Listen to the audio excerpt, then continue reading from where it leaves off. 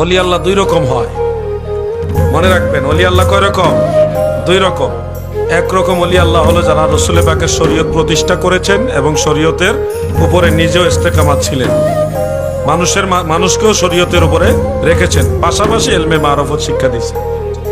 যেমন সতরার হুজুর কেবলা নিজে বড় আল্লাহর ওলি, মারেফত হাসিল করছে, মানুষকে মারেফত শিক্ষা দিছে, কিন্তু শরীয়তের একটা চুল পরিমাণও এদিক সেদিক করে নাই, সব ঠিকঠাক রাখছে।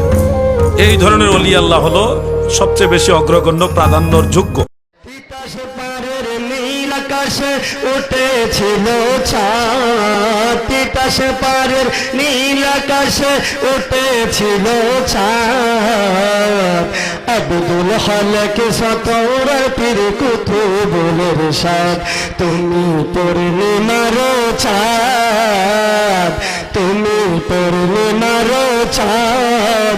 আব্দুল হক সতরার পীর কুতুবুল ইরশাদ, তুমি অলির অলির অলি, তুমি মহান পীর, তুমি অলি অলির অলি, তুমি মহান পীর।